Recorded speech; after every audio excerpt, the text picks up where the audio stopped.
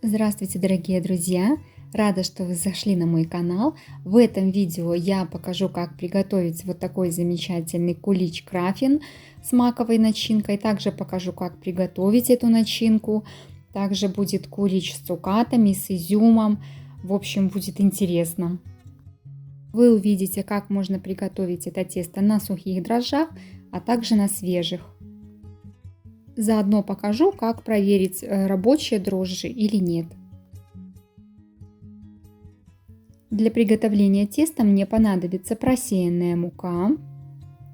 Отдельно я отсыпала для того, чтобы потом в процессе приготовления подсыпать муку, чтобы не забить тесто. Молоко, сахар, сметана 25%, яйца, масло сливочное, сухие дрожжи, а также ванилин и соль. Масло у меня не очень мягкое, поэтому я подогреваю его в микроволновке на режиме разморозка, либо просто убрать немножко мощность и короткими импульсами, доставая и перемешивая, добиваюсь вот такой консистенции.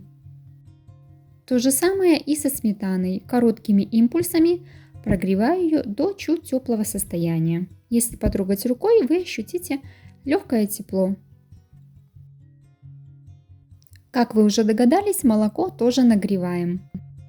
По рекомендациям на упаковке дрожжи я сразу же перемешиваю с мукой. Если же вы будете делать на прессованных дрожжах, тогда лучше проверить их, сделав опару. Для этого я беру всю порцию молока, часть сахара, нагреваю до теплого состояния, размешиваю там дрожжи и добавляю немножко муки от общего количества.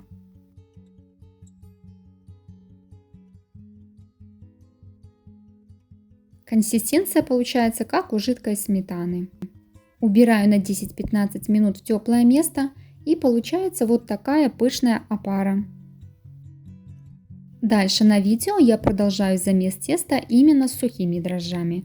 Вливаю теплое молоко, добавляю туда яйца и включаю миксер на вторую скорость. У меня для замеса используется 2 скорости. И вот пока тесто жидкое, ингредиенты все жидкие, я включаю на вторую скорость. Смешиваю как раз ванилин с мукой.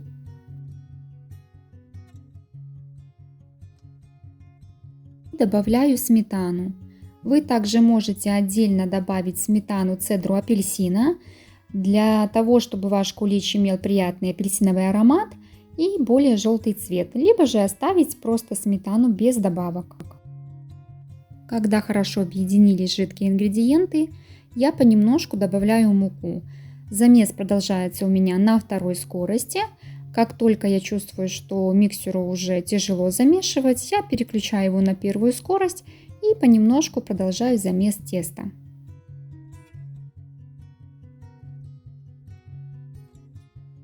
При помощи лопатки снимаю со стенок оставшиеся продукты, чтобы они вмешались в тесто.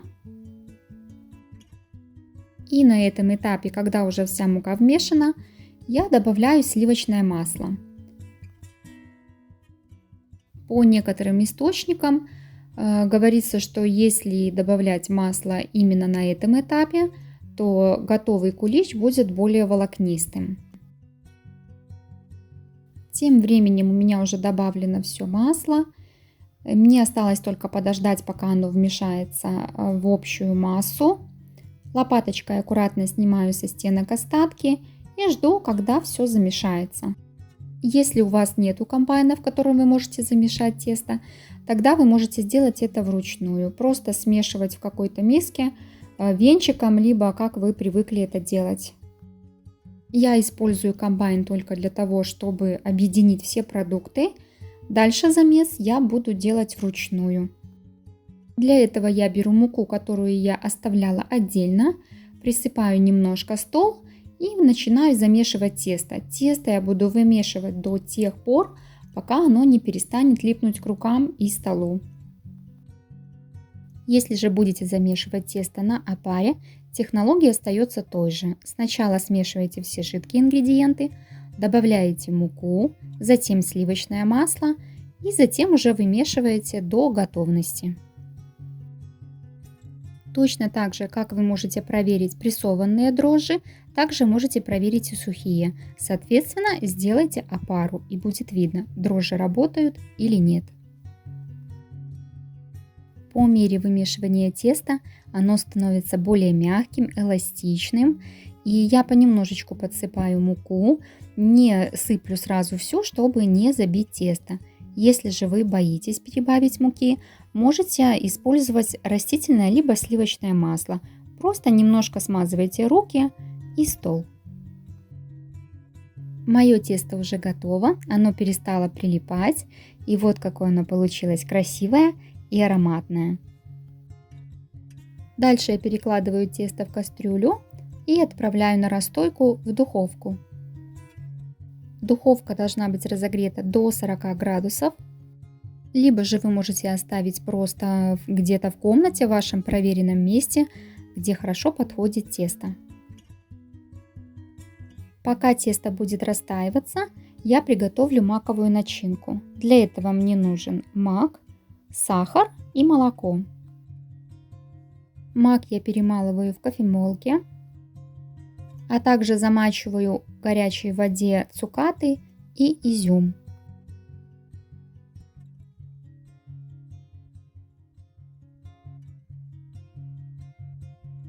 Далее я соединяю в сотейнике все ингредиенты для начинки маковой и буду уваривать на огне до густой массы.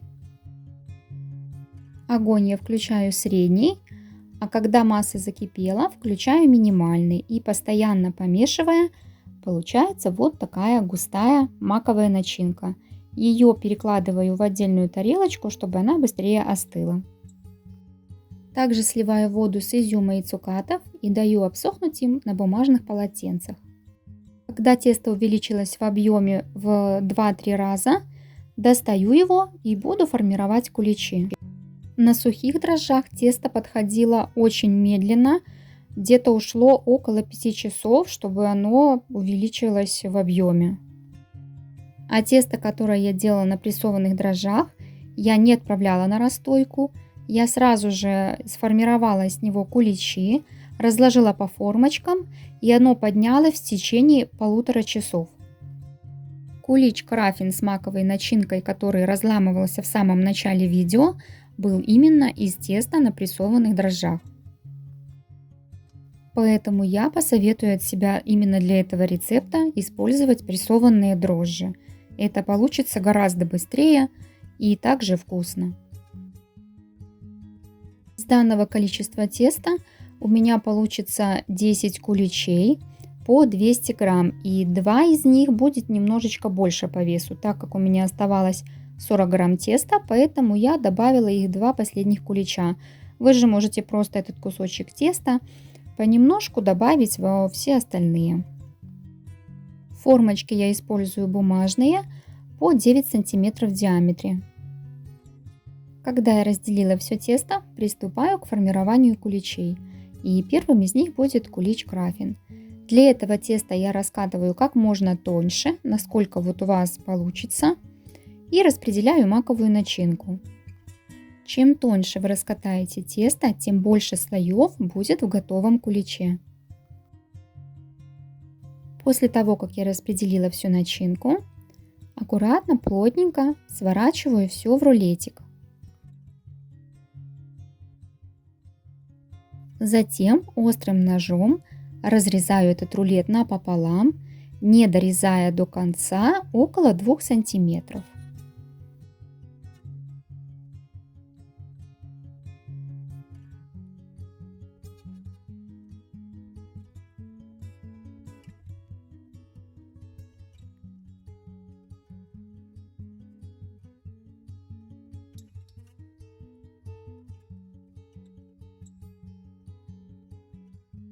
Дальше сворачиваю улиткой получившиеся полоски теста.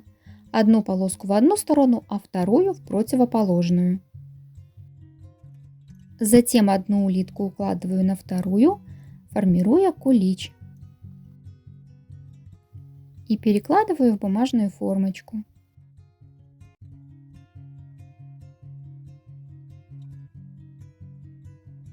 Продолжаю дальше формировать куличи, и сейчас я заверну его немножко по-другому. Для этого тесто я раскатала в более прямоугольную форму и начинку наношу на 2/3 теста.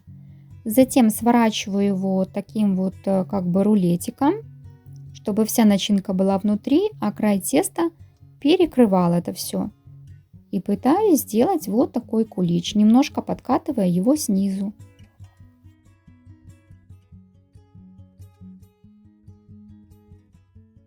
В следующий кулич я добавляю изюм. Хорошо перемешиваю, чтобы изюм распределился по кусочку теста, и сформирую кулич. Также при формировании кулича нужно стараться, чтобы изюма сверху не было, иначе при выпечке он просто подгорит.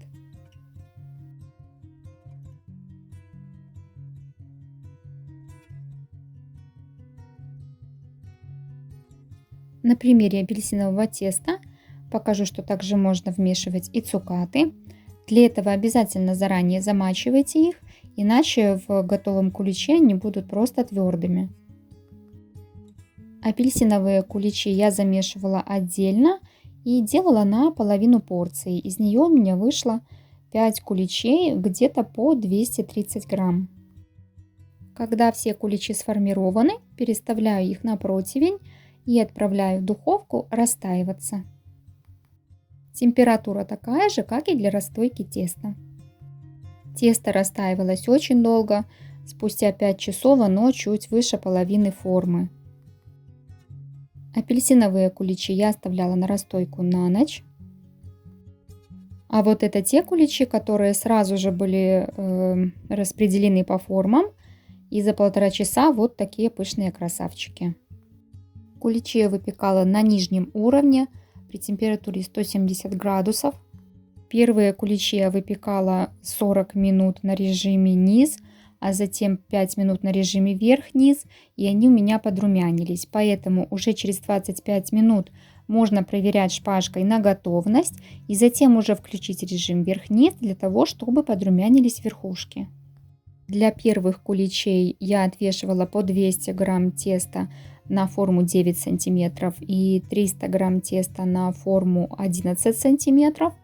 Мне показалось это маловатым, и поэтому, когда я делала второй раз, я добавила по 50 грамм теста еще. И в итоге они были очень пышными, поэтому на ваше усмотрение. В описании к видео я укажу, сколько и чего я куда ложила, при какой температуре выпекала, поэтому обязательно читайте информацию.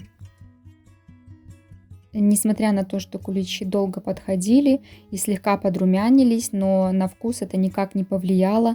Они очень ароматные, очень влажные, вкусные, с легким сливочным оттенком. Поэтому очень рекомендую вам попробовать этот рецепт. Гораздо быстрее тесто подходит на прессованных дрожжах, поэтому выбирайте сами или использовать прессованные, либо же сухие, но проверенные, в которых вы уверены. Куличи очень хорошо разрезаются и также долго хранятся в холодильнике. Также вы можете заморозить кулич, потом просто достать, разморозить его, подержать немножко в микроволновке, и он становится как свежеиспеченный, мягкий, вкусный и ароматный. Здесь при разломе кулича можно увидеть волокнистость теста. К сожалению, не успела заснять для вас разрез апельсиновых куличей, так как видео снималось не за один день и их просто съели. Куличи действительно получаются очень вкусными, от них очень сложно оторваться, их можно есть и есть бесконечно до боли в животе. Обязательно попробуйте испечь этот кулич. Всем пока, всем удачной выпечки!